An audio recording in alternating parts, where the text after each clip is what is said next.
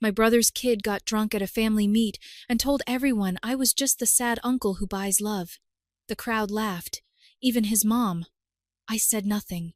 The next day I canceled his rent payment, his car insurance, and his phone line, all in my name. By Monday, he was couch surfing, phoneless, and begging. Then I shocked everyone with what I did next. It was the kind of evening after which everything changes, even if no one realizes it in the moment. The last night Cody got to feel untouchable. I'd been dreading it all day. Another family dinner at my brother's house. Cheap wine, bad food, fake smiles. I went anyway because I always did. That's who I was in the family. The dependable one. The one who helped with bills when they were behind. The one who paid for Cody's phone, car insurance, and his first apartment just so he could say he was on his own. I pulled up already in a foul mood. Not because of anything specific, but because I knew how it would go. I'd make conversation no one really listened to. I'd bring a good bottle of wine and watch them treat it like boxed red. I'd listen to my brother talk about how hard it was raising a teenager and his wife make subtle comments about how some people don't understand what real responsibility looks like. They never said it directly, but it was always there. That I had money but no family. That I was the uncle with time and cash to spare. And maybe that made me less than them. Cody was already drinking when I arrived. 18. But no one cared. He'd always been allowed to do whatever he wanted. They called it trusting him. I called it enabling. Dinner was as lifeless as I expected. The lasagna was dry. The conversation even worse. Cody got louder with each glass, telling stories that didn't have endings and laughing at his own jokes. Nobody stopped him. Nobody ever had. Then came the moment he raised his glass and said it like he was delivering some grand truth, like he was doing everyone a favor, by finally putting it out there. To Uncle Airy. The sad uncle who buys love. It didn't even sting right away. What hit first was the silence after, before the laughter. Like they were all waiting to see if it was okay to laugh. Then they did.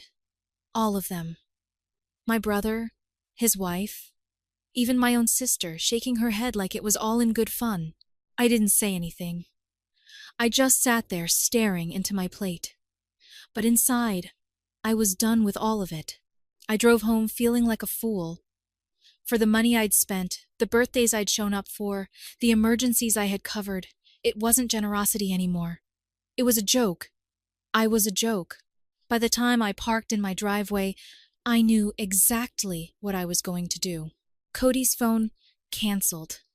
Insurance, gone. Rent, not another cent. Let his friends drive him around now. Let him sleep on someone else's couch. Let him feel what life's like when you burn the one bridge that actually mattered. He tried reaching out on Sunday, someone else's phone. No apology, just a "can we talk?" I didn't answer. Monday morning, my brother called. And that's when it really started. Because he didn't call to fix anything. He called to remind me of my place. That's when the fuse finally burned down. The call came Monday morning, just like I expected. What I didn't expect was how fast my brother dropped the mask. No hesitation. No warm-up. Just straight into it. Like a manager addressing an employee who missed the shift. "So, you really canceled everything?" He didn't even say Cody's name. Just everything. Like I'd shut off the heat in the middle of winter, instead of cutting a grown man loose. I told him yes, calmly. No drama. No explanation. Just yes. He let out a sigh. This dramatic, annoyed sound, like I had created the mess. He said, "Jesus, Ari, don't you think you're being a little petty?" I didn't answer. I wasn't going to justify it. Then he said something that finally peeled back everything polite between us. "You act like you're some kind of martyr, because you throw money around like it makes you better than the rest of us. But at the end of the day, you're still the guy who spends Christmas alone, so don't pretend helping out makes you some kind of hero. You've just been buying your way into this family since the day Cody was born." I didn't respond right away. I let the silence sit there. I'd spent the last decade covering for him. He lost his job in 2017. I covered his mortgage for 4 months. When Cody needed braces, I chipped in half. When they wanted to surprise Cody with a car for his 17th birthday, guess who was asked to just co-sign? Nothing major. All that time, I thought I was helping. Turns out they thought I was trying to buy relevance. I told him I was done. He said, "Done with what?" I said, "With acting like this is normal." Then I reminded him of the rental house, a 2-unit property upstate we bought together 10 years ago. A small inheritance from our mother had gone into it. I put up most of the money, but it was supposed to be a joint thing. He'd handle maintenance, I'd handle the books, and for years, he'd quietly pocketed half the rental income like clockwork. I told him I was taking full ownership. I had a lawyer draw up paperwork over the weekend. Buyout offer, notarized, fair price. I told him he could sign or contest it, but either way, it was happening. I wasn't going to keep funding people who turned me into a punchline at dinner. He laughed like it was a bluff. "You're really going to cut your own brother out of the only decent investment he has?" "Yes." His voice dropped. I could hear the shift from arrogance to panic. But before he could finish whatever excuse was coming next, his wife got on the phone. She didn't ease into it either. Just jumped straight into a monologue like she'd been rehearsing it for years. She said I was cruel, that I was embarrassing a teenager who looked up to me, that no one in the family ever said I had to give money, and that if I chose to, then it was on me. That I was doing all this not because of what Cody said, but because I was lonely and bitter and couldn't stand seeing a family that actually loved each other. She kept going. She said I was vindictive, that I had no kids of my own, so I was trying to play parent when it suited me and pull out when it didn't. That if I walked away from them, I'd eventually have no one. I listened to every word. Then I said, "You're right. I won't have anyone, but at least I won't be lied to, used, and laughed at by the people I kept afloat." And I hung up. The next day, Cody was officially moved out of his apartment. I'd given the landlord notice. No screaming, no drama, just quiet paperwork. By Friday, he was living back with his parents in the room he grew up in. No car, no phone, no rent money, just a mattress, a secondhand laptop, and a pair of parents who were now suddenly looking at their lives and realizing how many strings I'd been holding up without them noticing. But this wasn't over yet. The real unraveling hadn't even started. By the end of the week, the silence from my brother's house said more than any phone call. I knew they were scrambling. Cody was back under their roof. And from what I heard through the grapevine, mostly my sister, who was still pretending to be neutral, he wasn't handling it well. Apparently, he'd been bragging just 2 weeks ago that he'd never live with his parents again. Independence, adulthood, freedom. Now, he was sharing a wall with their laundry room, getting side-eyed every time he opened the fridge. I didn't feel bad. Not even a little. What I didn't expect was how fast the next domino fell. Saturday morning, I got a call from the property manager of our upstate rental, the one I was taking full control of. She said my brother had called her directly, tried to convince her not to make any changes, told her he was still co-owner, and that she needed to ignore anything I sent over until he sorted things out legally. So, I sent him a message, just one sentence. Any further interference, and I'll initiate a formal legal dispute. He didn't respond. That afternoon his wife called.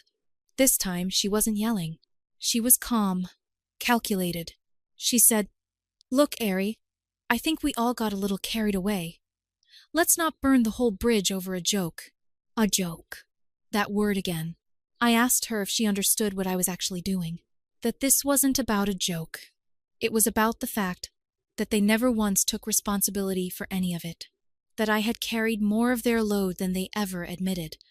And the first time I said no, they acted like I declared war. She said, "He's your nephew, Ari. Don't you want to see him succeed?"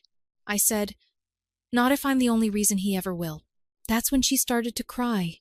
Real or not, I didn't care. The money from the property meant something different to them than it did to me. To me, it was passive income, a long-term play. But to them, it had become a lifeline. They had budgeted around it, planned vacations with it, covered unexpected expenses with it. And now it was going away. Monday morning, my lawyer sent the final paperwork. Buyout complete, name transfer filed, a full separation. No more shared investments. No more shared anything. I expected more resistance, threats, accusations, maybe even another attempt at guilt, but they went quiet. For a few days, it almost felt like peace. Then, my sister sent me a message. It was a screenshot. A group text between Qley and a few of his friends. One of them had written, "Damn, you really living with your parents again?" Another said, "Bro went from solo pad to sharing a bathroom with his mom Lomeo." Qley didn't respond. I stared at that screenshot for a while. Not because I felt bad for him, but because I knew this was only the beginning. That kid was going to learn what the rest of the world already knew. You don't mock the hand that's feeding you, especially when the hand finally closes. And by the time it all settled, they'd be left with nothing but each other, which for once was exactly what they deserved. By the second week, it became clear just how tightly everything had been held together with tape. My brother had always moved like a man who thought he was solid, like things would always fall into place eventually because they always had, because someone, usually me, would make sure they did. But without that safety net, reality started peeling back in layers. I went to my niece's birthday party, not because I wanted to, but because my sister begged me to come, said it would mean a lot. I didn't expect my brother to say anything. I didn't expect Qley to show his face, but both of them were there. Qley barely looked at anyone. He was quieter than I'd ever seen him. Not humbled exactly, just stalled out, like someone who'd run out of clever lines and didn't know how to be a real person. He stood by the drink cooler, scrolling through a scratched-up prepaid phone, one of the burner ones you buy in a gas station. I almost laughed. This was the same kid who used to complain about not getting the newest iPhone every September. His friends didn't come. Not one of them. Word had gotten around that he was back at home. And in that age group, that's social death. They made fun of him in private group chats and voice memos. I didn't need to see it. I already knew. What caught my attention more than anything was the way my brother and his wife acted toward each other. There was a coldness there I hadn't seen before. She stayed on the opposite side of the yard from him most of the time. When he did approach her to ask something, where the napkins were, if she'd seen their younger kids' shoes, she answered without looking at him. Like someone clocking out early from a job they no longer cared about. The fake smiles were gone. All that tight, performative family cheer they used to put on in front of guests, gone. You could feel the weight in that backyard. It was the sound of things unraveling quietly behind smiles that didn't stretch far enough anymore. I got home that night to a message from my brother. 2 words. You win. I stared at it for a while. It didn't feel like a victory. It felt like a late admission. Like he finally realized this wasn't about a joke or a teenager being dumb. This was about years of dependency dressed up as kinship. Years of being told I was part of the family as long as I was funding it. A few hours later, he followed up with something longer. We can't keep up with the mortgage without the rental income. You knew that. I didn't reply. Because no, I didn't know that. I didn't know they were that deep. I didn't know that one rental property, one check every month was the difference between survival and panic. And frankly, it wasn't my problem anymore. My sister called me the next day. She told me my brother's wife was furious all the time now, that the tension in the house was thick enough to cut, that Qley's situation was making it worse. Apparently, he tried applying for jobs but couldn't even get a call back from the local sandwich shop. No car, no degree, no real work history, and a reputation for being lazy. He wasn't exactly a hot prospect. He started sleeping in, staying up all night, getting into fights with his mom over chores. At one point, he tried blaming her for everything. She threw a mug, didn't hit him, but it shattered, and she didn't clean it up. This was the house now. Silence, blame, broken glass. Qley had gone from being the smug kid with the apartment and the car and the Instagram lifestyle to just another adult child in his parents' house, hiding behind a closed door. And they couldn't say anything to me anymore because I hadn't cut them off. They burned the bridge with both hands. I thought they'd stay quiet after the mortgage text. I figured they'd sulk, maybe cut me off socially, let pride keep them in check. But a week later, I got blindsided in the most pathetic way possible. I got served. Not by a lawyer, Bikodi. He showed up to my front door in a hoodie and sunglasses, holding a manila envelope. I hadn't seen him in person since the dinner. He looked thinner, or maybe just deflated, like someone who had lost something invisible. He handed it to me without saying a word. Inside, a typed letter. Not legal, not official, just a printout of a message he'd written, 4 pages long. It was titled A Formal Request for Support. No joke. He'd outlined in dead serious language how I had knowingly placed him in emotional and financial distress by abruptly severing support systems which had become foundational to his stability. He mentioned developmental damage, abandonment by a paternal figure, and said that if I didn't resume financial assistance, he'd have no choice but to pursue other avenues. At first, I thought it was a prank, or a poorly executed legal threat. Then, I flipped the last page. It had my brother's name on it too. They'd both signed it. I laughed. Not a bitter laugh. Genuine disbelief. They were trying to turn this into some kind of moral trial, like I owed them a defense. Like being the only one who ever wrote checks meant I was now legally required to keep doing it. I didn't respond, but I did do something else. That week, I made a quiet call to the HOA board, where my brother lived. I'd helped one of their members out a few years back, lone during a tough divorce. He remembered. I asked if the house was technically in good standing. Turns out it wasn't. They were behind on dues. Not massively, but enough to trigger warning letters. The next board meeting, I attended quietly. I didn't speak, just sat in the back and listened while the unpaid dues were brought up. I never said a word to my brother about it. I didn't need to. By Friday, he'd lost it. He showed up at my place. No Cody this time, just him. His face was red. Not angry, panicked.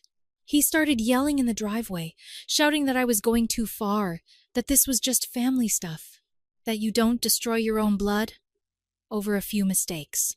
I didn't say anything until he stopped shouting. Then I asked him one question. When did you decide that helping you meant I owe you? He didn't answer. He just stood there shaking his head like he didn't know how we got here. And maybe he didn't. But I did. I watched a family rely on me, laugh at me, then resent me for leaving. And in that moment, I realized I was never really one of them. I was their funding source, nothing more. After my brother stormed out of my driveway, things went eerily quiet. No more texts, no emails, no passive-aggressive messages through my sister. For the first time in years, there was nothing tying me to their drama. And it should have felt peaceful, but something about it felt unfinished. Like I was waiting for a punchline that hadn't landed yet. A month passed, then 2. One night, I was out at a bar with a friend from college. We were catching up, talking about nothing important, when he asked me if I was still involved with that real estate side hustle, the upstate rentals. I told him I still had one property, but I'd cut ties with the rest. He gave me a weird look, then said, "Funny. I could have sworn I saw a listing under your brother's name." I froze. He pulled out his phone and showed me. It was a short-term rental listing on a niche site, a house upstate. Same address as the one I'd taken full ownership of after the buyout. But the profile listed my brother as the property manager. And it was active. Photos, prices, bookings. I checked it myself when I got home. It was real. Somehow, he had found a way back in. I don't know if it was a key he never returned or a side deal he cut with the cleaning service, but he was renting it out under the table. Cash only. Off books. Probably thought I'd never find out. I did. And I didn't confront him. Instead, I waited 3 weeks, tracked the listing's activity, saved screenshots of every booking. Then I made one final move. I showed up at the rental one weekend, with a locksmith and a property manager. The guests inside had just checked out. I had the locks changed, cameras installed, and a notice placed on the door warning that any unauthorized entry would result in criminal charges. Then I waited. He came 2 days later. I watched him from my car as he tried to unlock the front door, only to find his key useless. He banged on the door. Then he walked around the back. Then he saw the notice. He didn't call me, didn't text, just drove away. I haven't heard from him since. Cody, last I heard, moved to Phoenix to live with some girl he met online. She kicked him out a month later when she found out he lied about having a job. Now he's living in a shared apartment with 3 guys who all work night shifts and argue over who used whose shampoo. My brother and his wife sold their house, quietly, moved to a smaller one outside the city. Less mortgage, less pride, less of everything. And me? I kept the rental, cleaned it up, made it something decent, profitable. But more importantly, I made a rule. No family discounts. No, just this once. No unspoken agreements. I still go to the occasional family thing. Birthdays, graduations. I bring a bottle. I eat the food. And I leave when I'm full. Nobody jokes anymore. Nobody laughs too loud. And every time I see them now, I wonder if they remember how it all changed over a single dinner and a single sentence. The night the sad uncle stopped buying love. Because they finally made him feel it. And that was the last gift I ever gave them. Update. It's been 8 days since I changed the locks and officially ended the last of the mess. I figured that was it. Story over. Nothing left to clean up. But life doesn't care about clean endings. Yesterday I got a call from a number I didn't recognize. I let it go to voicemail like I always do now. When I finally listened to it, I had to replay it twice to make sure I heard it right. It was Cody. His voice was weirdly calm. He said he was in town for a couple days and that he was wondering if we could meet for coffee. He said, "I just want to talk." No BS. I'm not asking for anything. I almost deleted the message, but something stopped me. Maybe I was curious. Maybe I wanted to see if the kid had actually changed, or if this was just another performance. We met this morning. Neutral ground. Small coffee shop with no history, no memories. I got there early. He came in alone, looking older somehow, not just tired. Humbled, like the arrogance had been worn out of him layer by layer. He sat down and got straight to it. He said he'd been wrong. He said what he said that night at dinner wasn't a joke. It was a test. A messed up, insecure attempt to feel superior for once. That he knew I'd always been the one holding the family up, and that made him feel small. So he tried to make me smaller. But what got me wasn't the apology. It was what he said after. He told me he'd recently found out that his mom had been secretly using my name, my credit, on a second rental application for Cody a year before the fallout. They had faked a co-signer's signature using old paperwork from a lease I'd helped them with once. And when the rent fell behind, it had nearly tanked my credit. I had no idea. Never saw it. Never got a notice. He found out about it 2 weeks ago when he tried to apply for a car loan and the bank flagged it. His mother never told him. He said, "You think you were just the wallet, but it was worse than that. You were the foundation, and we built a whole mess on top of you." He left after that. Didn't ask for money. Didn't cry. Just said he wanted me to know the truth. I checked the claim later that afternoon. He wasn't lying. I contacted the property management company. There it was. My name. Fake signature. Old documentation reused. It's being handled now legally. Quietly. But that was the final straw. Not the joke. Not the money. Not even the betrayal. It was the silence. The assumption that I'd never find out. That I'd never matter enough to notice. Now I do. So here it is. The end of this entire story is simple. They don't get another chance. Not a year from now. Not at a funeral. Not when one of them hits rock bottom and remembers I exist. I've built something on my own, and I'm going to keep it that way. No more dinners. No more just this once. And if they ever tell the story of the uncle who walked away, I hope they remember this. I didn't walk away from them. They just never realized I was the only one still standing.